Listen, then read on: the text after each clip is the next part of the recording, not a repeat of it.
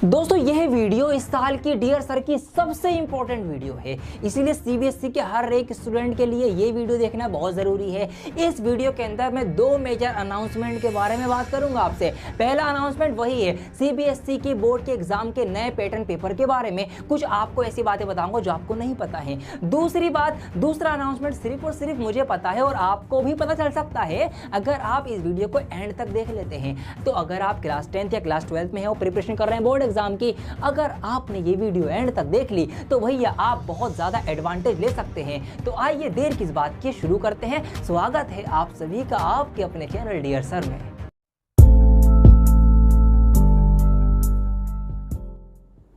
आइए दोस्तों मेन बातें शुरू करते हैं। मैं आपको ये सब बताने नहीं आया कि भैया सीबीएसई का सर्कुलर आया है, 2 टर्म में एग्जाम होंगे, ना मुन्ना ना। ये सब तो आपको मुझसे पहले पता चल गया होगा। आप तो मुझसे भी ज्यादा एडवांस हैं इन चीजों के अंदर, क्योंकि जंगल में आग की तरह ये बात फैली है। मैं आपको कुछ पॉसिबिलिटीज बताने आया हूं। देखिए यहाँ पर मैंने पूरे बोर्ड को 4 पार्ट में डिवाइड कर रखा है, तो हम सारी परमुटेशन एंड कॉम्बिनेशन लगाएंगे कि क्या क्या हो सकता है इन फ्यूचर और हमें क्या करना चाहिए, कैसे तैयारी करनी चाहिए, वो सब बातें मैं आपको करने वाला हूं आपके साथ। तो बहुत ध्यान से आप मेरे साथ जुड़े रहिए। आइए देखिए, ये सब आपको पता है कि सीबीएसई का सर्कुलर आया, 2 टर्म के अंदर आपके एग्जाम होंगे, टर्म 1 टर्म 2। टर्म 1 के अंदर आपका कब हो सकता है, वो नवंबर से दिसंबर 2021 के बीच में हो जाएगा। टर्म 2 आपका वही अप्रैल में होगा। यहाँ पर दोनों का 50-50% सिलेबस हो गया, मतलब आधा सिलेबस टर्म 1 में पूछा जाएगा और आधा सिलेबस आपका टर्म 2 के अंदर पूछा जाएगा। आपकी 50-50% दोनों की वेटेज बराबर कर दी गई है। टर्म 1 के अंदर आपके एमसीक्यू आपसे पूछे जाएंगे, मल्टीपल चॉइस क्वेश्चन पूछे जाएंगे, जिसका करने के लिए आपको 90 मिनट का 90 मिनट 1.5 घंटे का टाइम दिया जाएगा। ये सब आपको पता है। और यहां पर टर्म 2 के अंदर आपका सब्जेक्टिव होगा जो कि 2 घंटे का होगा। नई बात यहां पर यह है कि अब आपको टाइम ज्यादा मिल रहा है। देखिए 2 घंटे आपको मिलेंगे सब्जेक्टिव वाले के लिए और 90 मिनट्स आपको मिलेंगे एमसीक्यू के लिए। तो टोटल आपके होगा 3.5 घंटे। टाइम आपको ज्यादा मिलेगा। अब ये आपके लिए एक अच्छी चीज है। यहां पर एमसीक्यू जो आपको सॉल्व करने पड़ेंगे, जिसका आंसर आपको देना पड़ेगा, वो आपको ओएमआर शीट के अंदर देना पड़ेगा। ये ओएमआर शीट क्या बला है, आइए फटाफट से इसकी एक झलक देख लेते हैं। ये होती है एक ओएमआर शीट। कॉम्पिटिटिव एग्जाम में तो इसका बहुत यूज होता है, शायद आप पहली बार करेंगे।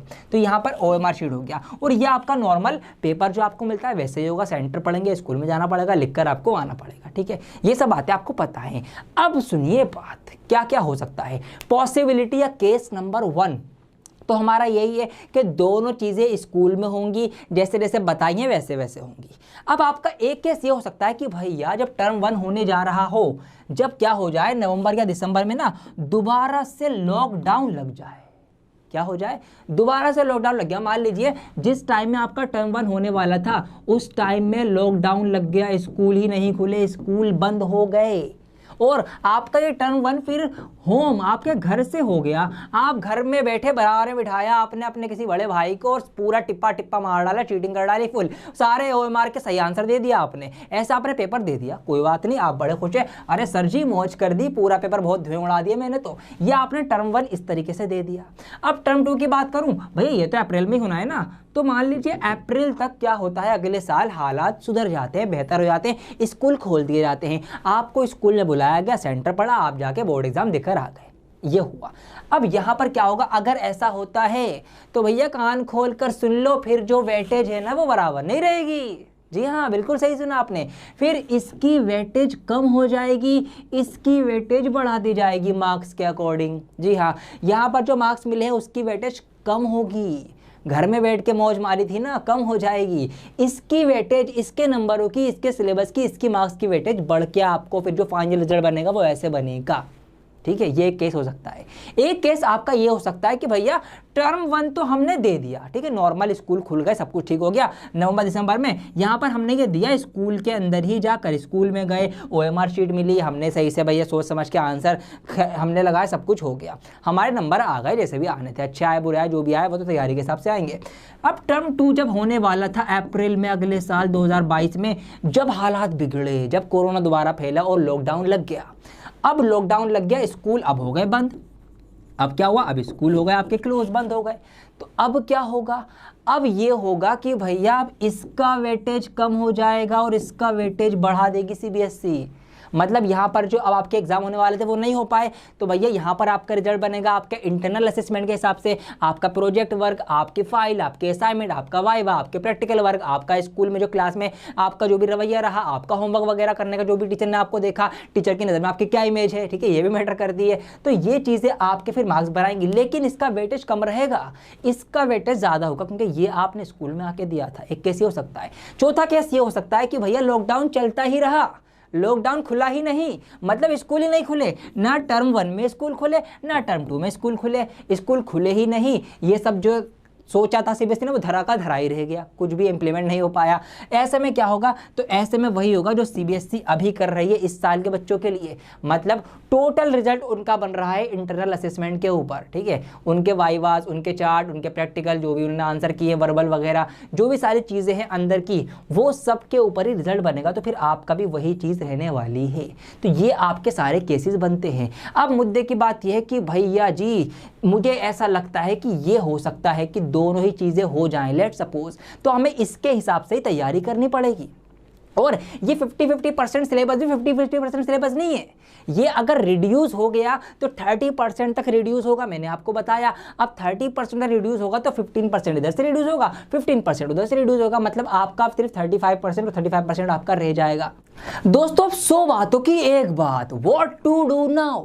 अब आपको क्या करना चाहिए, कहां से तैयारी करें, कैसे प्रैक्टिस करें। आपको एक कहानी सुनाता हूं। एक गांव में एक दफा बाढ़ आ रही थी, वहां पर गांव के लोग खड़े होकर देखने लगे, चिल्लाने लगे, बाढ़ आ रही है, बाढ़ आ रही है, एक दूसरे को बता रहे हैं बाढ़ आ रही है, बाढ़ आ रही है। और उसी में से एक आदमी था जिसने देखा बाढ़ आ रही है, वो घर पे गया फटाफट, उसने लकड़ी का पट्टा जो होता है, तख्ता होता है, उसको तोड़ा कहीं ना कहीं से और उसको एक नाव की तरह बना लिया फटाफट। जैसे ही बाढ़ आई वो उस तख्ते के ऊपर बैठकर गुजर गया।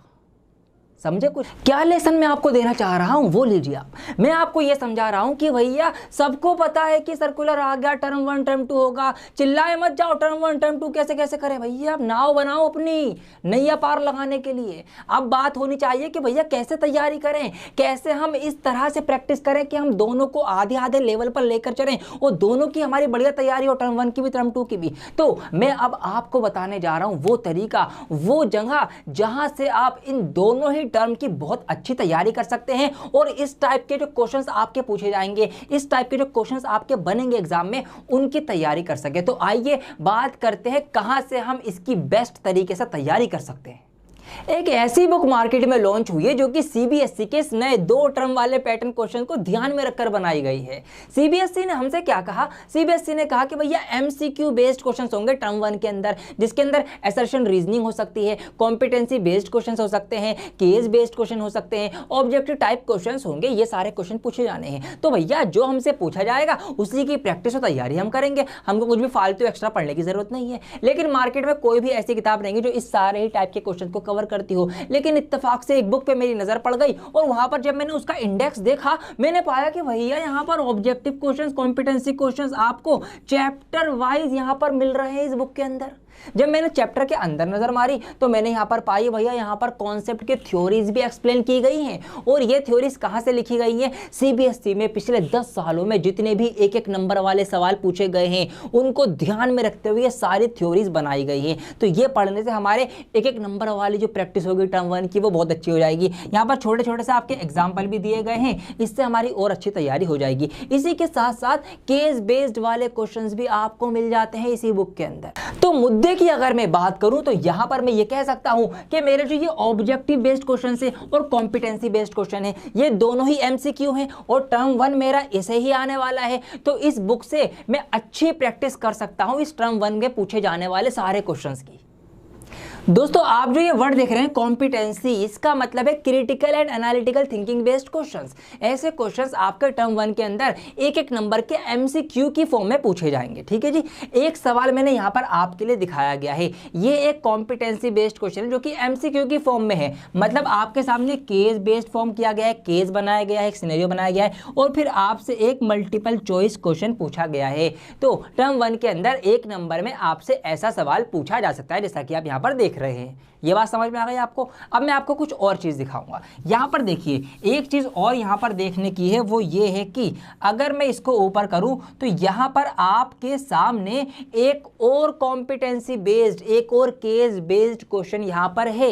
लेकिन फ़र्क क्या है, यहाँ पर आपके सामने जो MCQ हैं इसके वो बंच में हैं, मतलब एक ही केस से, एक ही केस बेस्ड से आपके बहुत सारे MCQ एक साथ पूछे गए हैं। ये एक typical type case based question है। ऐसे सवाल भी आपसे पूछे जा सकते हैं एग्जाम में कि एक ही केस बनाया जाएगा और उसके अंदर से आपसे 4-5 MCQ पूछ लिए जाएंगे टर्म 1 के अंदर ही। तो CBSE ने अनाउंस भी कर रखा है कि ऐसे ही सवाल वो दिसंबर में पूछेगी जो टर्म 1 होगा आपके। तो 50% बुक भरी पड़ी है इस टाइप के क्वेश्चन से, आप देख सकते हैं टर्म 1 की प्रैक्टिस के लिए 80 से 100 सवाल, जी हाँ, हर एक चैप्टर के अंदर 80 to 100 क्वेश्चंस आपको इस टाइप के मिल जाएंगे टर्म 1 की प्रैक्टिस करने के लिए। दोस्तों, आप भी सोच रहे होंगे कि इस बुक के अंदर CBSE की ये स्ट्रेटेजी पहले से ही कैसे इंप्लीमेंटेड है।